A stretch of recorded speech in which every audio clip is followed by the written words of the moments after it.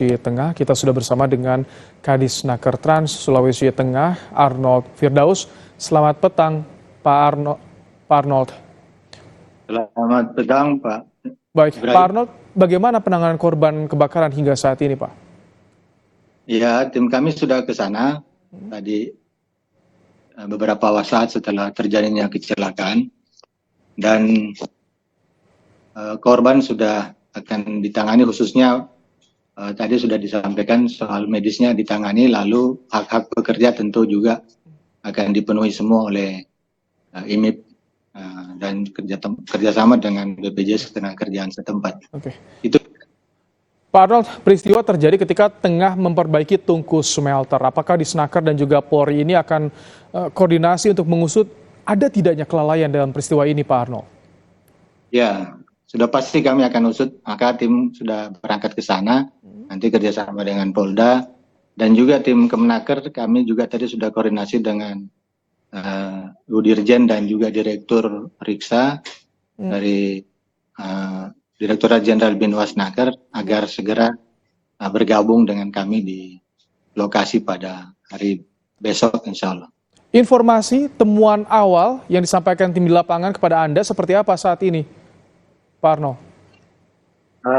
Kami belum bisa memastikan, tapi ada mungkin saja dugaan terjadi human error mungkin ya, tapi kita harus investigasi agar tidak salah dalam mengambil keputusan mengenai apa yang terjadi di sana yang sesungguhnya.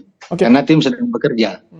Kalau standar safety atau keamanan di perusahaan smelter nikel ini seperti apa? Karena beberapa kali terjadi, PT GNI sebelumnya terjadi, di IMIP ada kebakaran di PLTU ya Pak Arnold sebelumnya?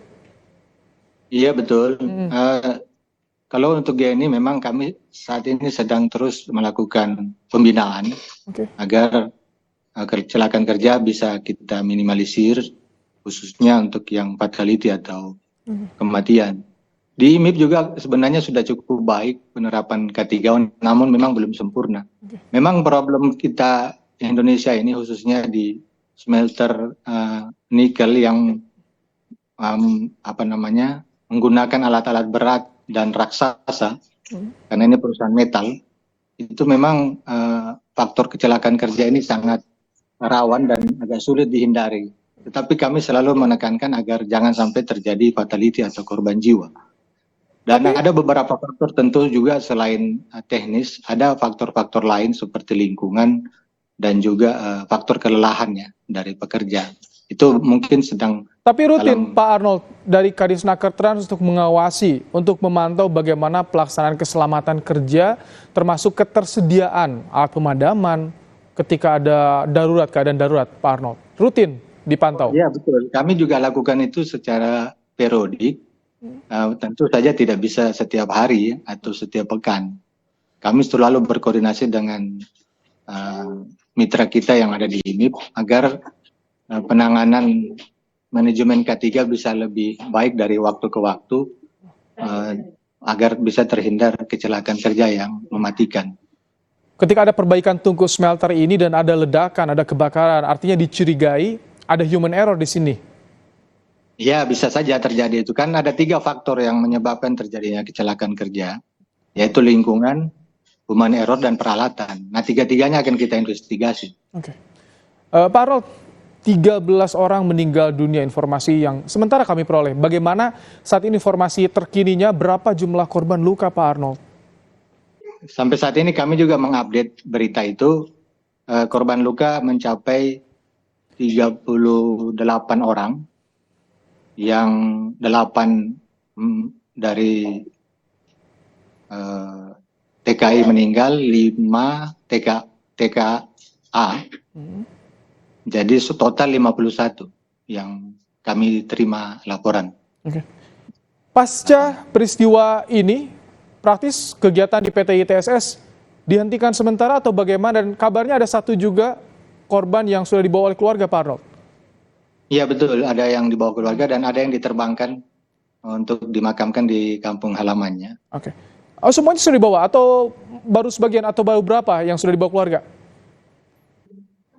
Saat ini belum semua sih, tapi sudah berusaha terus terbangkan bagi yang memang tempat tinggalnya cukup jauh ya, karena ada yang di Sulawesi, ada yang di daerah lainnya. Oke.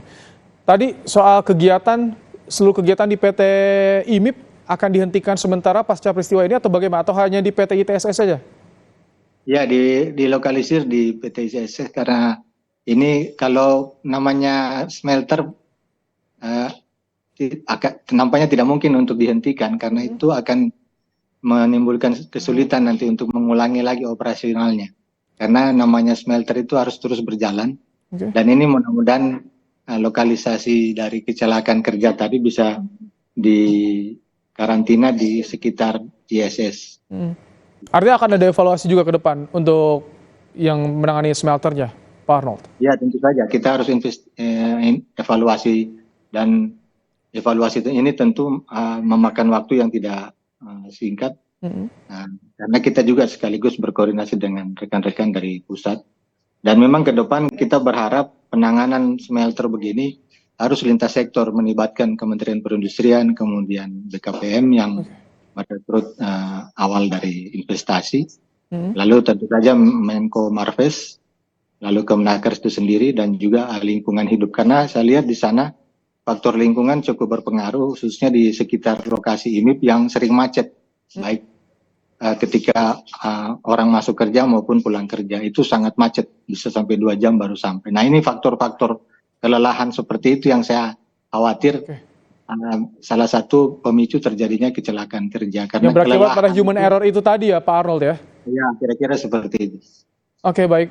Pak Arnold Firdaus, Kadisnaker Trans Provinsi Sulawesi Tengah, terima kasih telah menyampaikan bagaimana kondisi terkini pasca peristiwa kebakaran di kawasan industri Morowali. Terima kasih Pak Arnold. Ya, makasih.